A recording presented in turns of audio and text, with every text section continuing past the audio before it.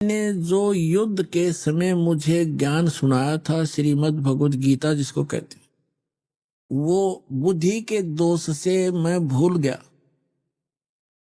उसी ज्ञान को प्रभु एज इट इज सुनाना, फिर से सुनाना, हमें एक सत्संग करके जाना, ताकि हम आपके द्वारा दिए गए वचनों के आधार से हम अपना आगे राज्य भी करें और जीवन भी सफल करें। तो उसके विषय में आपको दिखाते हैं। ये है संक्षिप्त महाभारत द्वितीय खंड, गीता प्रेस गोरखपुर से प्रकाशित है ये। और इसके कहां से छपा है,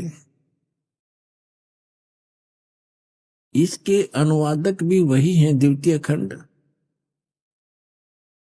संपादक तथा संशोधक जयदयाल गोविंद का, और ये यहां से छपी है। अब हम इसके आपको 667 पृष्ठ पर ले चलते हैं। ये है 667 पृष्ठ, और यहां से हम शुरू करते हैं। अश्वमेधिक पर्व। अर्जुन का श्री कृष्ण से गीता का विषय पूछना और कृष्ण का अर्जुन से सिद्ध महर्षि और कश्यप का संवाद। यह देखिए, जन्मेजय ने पूछा, ब्राह्मण, शत्रुओं का नाश हो जाने के बाद जब महात्मा श्री कृष्ण और अर्जुन सभा में बैठकर वार्तालाप कर रहे थे, उसमें उनमें क्या क्या बातचीत हुई? तो वैशंपायन जी ने कहा, राजन, श्री कृष्ण सहित अर्जुन ने जब अपने राज्य पर पूरा अधिकार प्राप्त कर लिया तो वे दिव्य सभा भवन में आनंद के साथ रहने लगे। एक दिन सज्जनों से घिरे हुए वे दोनों मित्र स्वेच्छा से घूमते घूमते सभा मंडप के ऐसे भाग में पहुंचे जो स्वर्ग के समान सुंदर था। पांडुनंदन अर्जुन श्री कृष्ण के साथ रहकर बहुत प्रसन्न थे।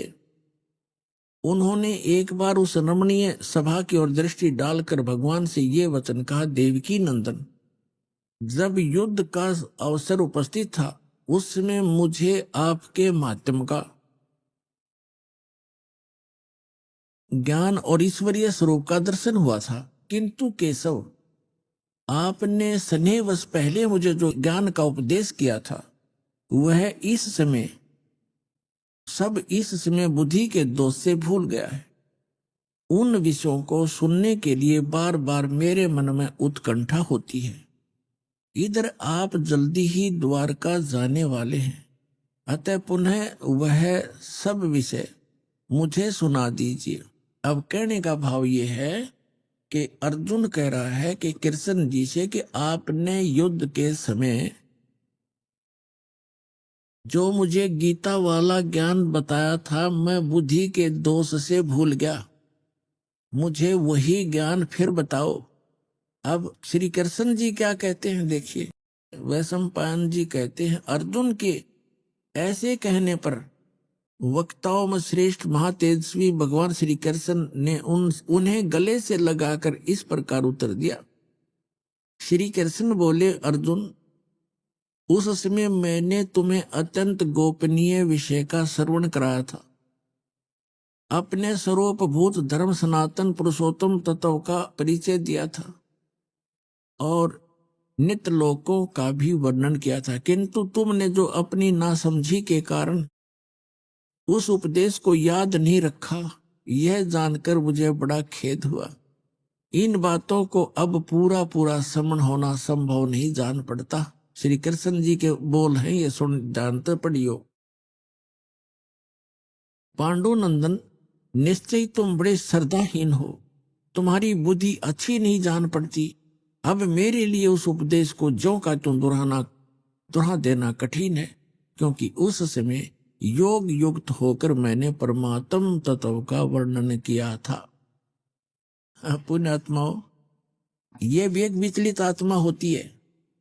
अब देखो, जैसे दास सत्संग कर रहा है और प्रथम बार कोई श्रोता इसको सुन रहा है, आज के सत्संग को मुश्किल से वो 60% याद रख सकता है, मुश्किल से। और फिर 1 हफ्ता 10 दिन के बाद, महीने 2 महीने के बाद वो मुझे मिले और मुझसे कहे जी वो सत्संग आपने किया था वो फिर से सुनाना, तो मैं तुरंत सुना दूंगा। यदि मैं अपने होश हवास में बोल रहा हूं और मैं ये कहूं कि तेरी बुद्धि अच्छी नहीं है, तू श्रद्धाहीन व्यक्ति है, तूने वो सत्संग याद क्यों नहीं रखा, और मैं ये कहूं मुझे तो अब याद नहीं, कोई बात हुई या? इसे सिद्ध है कि श्री कृष्ण नहीं बोल रहा था गीता का ज्ञान, उसके अंदर वो काल बोल रहा था प्रवेश करके। अब उसको कुछ भी याद नहीं। फिर कहता उसमें मैंने योग युक्त होकर के वो ज्ञान बोला था। योग युक्त का अर्थ होता है परमात्मा से कनेक्ट हो जाना। इसे सिद्ध है कि परमात्मा कोई अन्य है जिससे वो कनेक्ट होने की बात कर रहा है। और जब युद्ध के मैदान में इसे भयंकर स्थिति में योग युक्त हो सकता है, अब पीस माइंड पीस है, उस टाइम तो शांति है, तो उसमें जल्दी हो जाना चाहिए था योग युक्त, जबकि बिजली गिर गई। वास्तविकता यह है कि श्री कृष्ण जी ने योग ज्ञान पता ही नहीं ना उन्होंने बोला, उन्होंने फिर आगे इसमें अपने सत्र का ज्ञान दे रखा।